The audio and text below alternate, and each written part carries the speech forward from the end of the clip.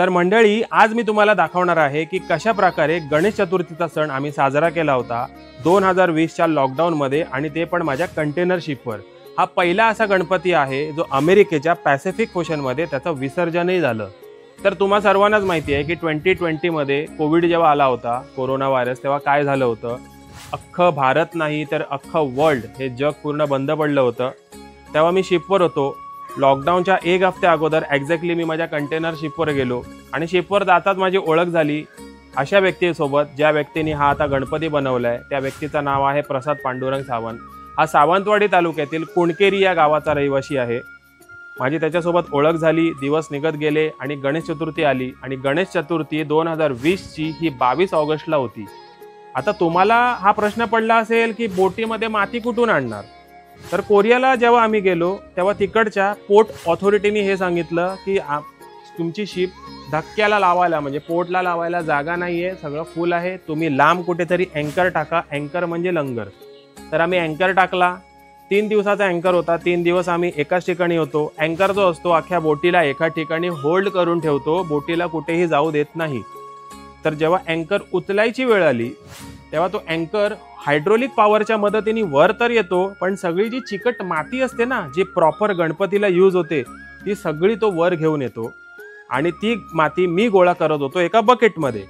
तर बाबांनो, मी आता जास्त वेळ घेत नाही, तुम्हाला दाखवतो कशा प्रकारे हे प्रसादने हा गणपती तयार केला, कशा प्रकारे ती चिकट माती आम्ही आणली, कशा प्रकारे डेकोरेशन केलं, शिपवर कशा प्रकारे पूजत होतो आम्ही गणपती, आरती कोण करत होता, कसे करत होता, हे सगळं मी तुम्हाला त्या व्हिडिओमध्ये दाखवणार आहे।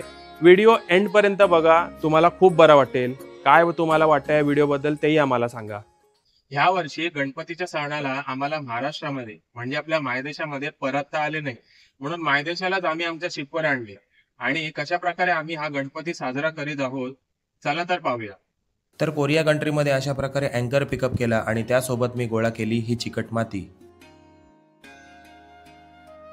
आता पुढचा कलाकार कोकणच्या सावंतवाडी तालुक्यातील कुणकेरी गावाचा प्रसाद सावंत बाप्पाची मूर्ती आपल्या केबिनमध्ये कशा प्रकारे बनवत आहेत ते पाहूया। काय गावकऱ्यांनो, काय मग श्री गणेशाची मूर्ती कितपर्यंत येली? काम चालू असा, 22 तारखेक आता बघू ना, हे गणपती पूजन असा। चिकट माती प्रसादच्या केबिनमध्ये देताच वेळ न घालवता त्याने बाप्पाची मूर्ती बनवायला सुरुवात केली।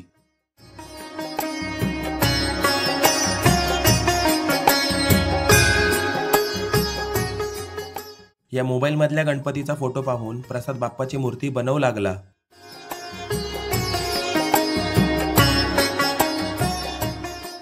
चार ते 5 दिवसात बाप्पाची मूर्ती पूर्ण करून प्रसादने मूर्तीच्या रंगकामाची ही सुरुवात केली।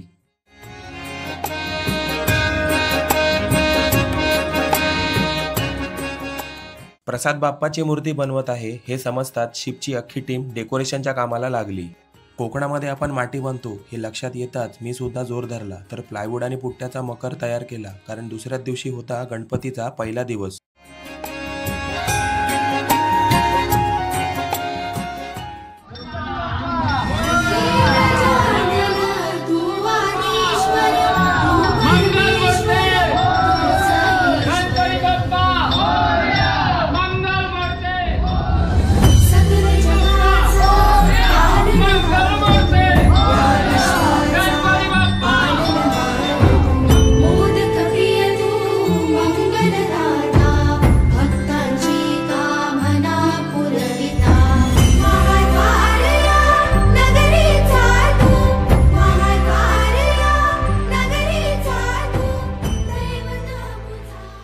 आता सध्या कोरिया मध्ये आहे, कोरिया कंट्रीमध्ये आहे, आणि कोरिया कंटेनर टर्मिनलवर आहे बुसानमध्ये। कोरियाच्या पोर्टवर आहे मी, आणि आज गणपतीचा हा दुसरा दिवस आहे।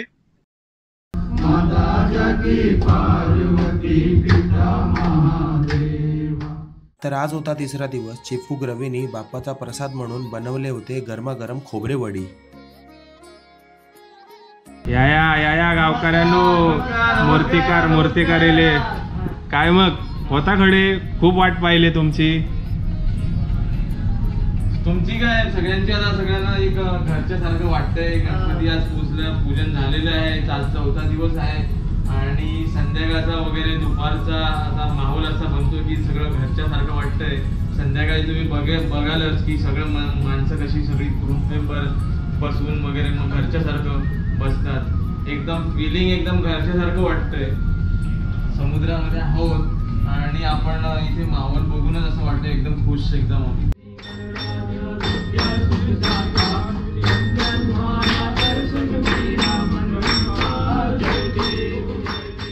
आज आहे 6वा दिवस. आरतीनंतर चिपकूक रवी सर्वांना प्रसाद म्हणून देणार आहे गरमागरम गुलाबजाम. गणपतीचा सण आणि कोकणचं भजन कोणी गाणार नाही असं होऊच शकत नाही, म्हणून मी सुद्धा गिटारच्या तालासोबत कोकणच्या भजनाचा सूर धरला.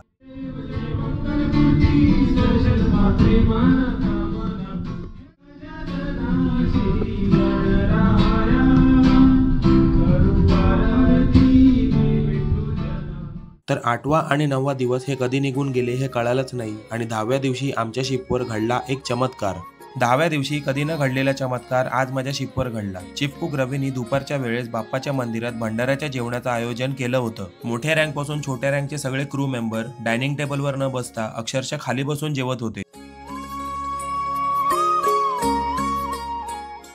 संध्याकाळचे 7 वाजले होते आणि आम्ही सर्व बाप्पाच्या मंदिरात बसून नमन करत होतो.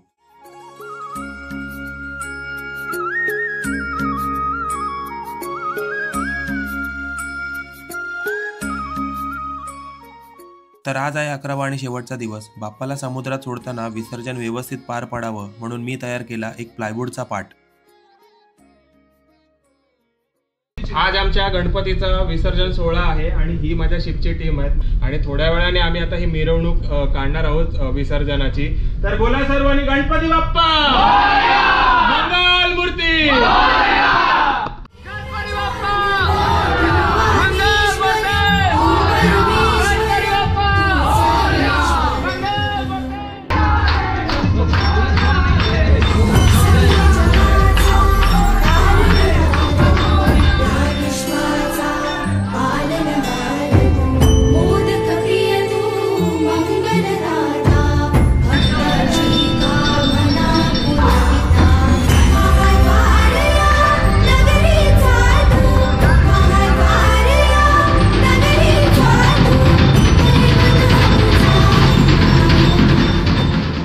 आधी ठरवलं होतं की विसर्जन एका छोट्या बकेटमध्ये करावं, पण बकेटमध्ये विसर्जन केलं असतं तर एवढी सुंदर मिरवणूक पार पडलीच नसती. ज्या प्रकारे आपल्या भारतामध्ये बाप्पाचं विसर्जन पार पडते त्याच प्रकारे आम्ही ठरवलं की हे विसर्जन धूमधडाक्यात पार पडावं.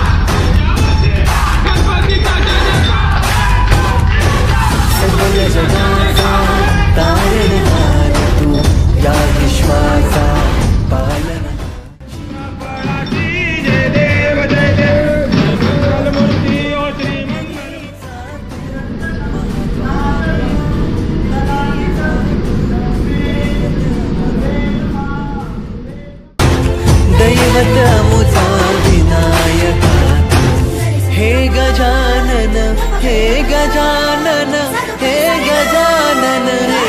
गजानन हे गजानन तू आधीश्वर तू परमेश्वर तू ईश्वर हे गजानन हे गजानन हे गजानन. तर पहिला गणपती बाप्पा आहे ज्याचं विसर्जन अमेरिकेच्या पॅसिफिक ओशन महासागरामध्ये पार पडत आहे. हे बाप्पाचं विसर्जन होते आता आमच्या आणि सतत सावंतच याचं विसर्जन करतो आहे. अशाच प्रकारे आम्हाला शिपवर इथे विसर्जन करावं लागतंय. आमच्याकडे काही ऑप्शन नाहीये. तू परमेश्वर तुझ ईश्वर हे गजानन हे गजानन हे गजानन हे गजानन हे गजानन हे गजानन हे गजानन हे गजानन.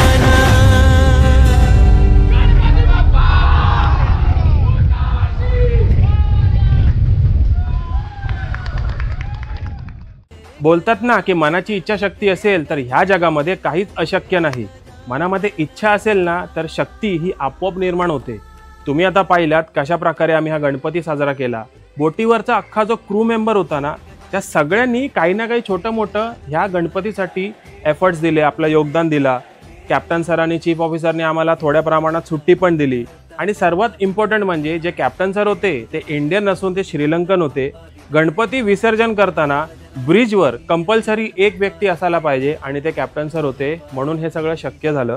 तर लॉकडाऊनमध्ये साजरा केलेला हा गणेशोत्सव, ते पण शिपवर आणि ते पण परदेशी, ही व्हिडिओ तुम्हाला कशी वाटली ती कमेंट बॉक्समध्ये कमेंट करून आम्हाला नक्की कळवा. मी आपल्या कोकणचो गौरव केरकर. भेटू पुन्हा मॅजिकल कोकणच्या अशाच एका नव्या व्हिडिओमध्ये. तोपर्यंत जय हिंद, जय महाराष्ट्र. हे गजानन तू आधीश्वर तू परमेश्वर तुझ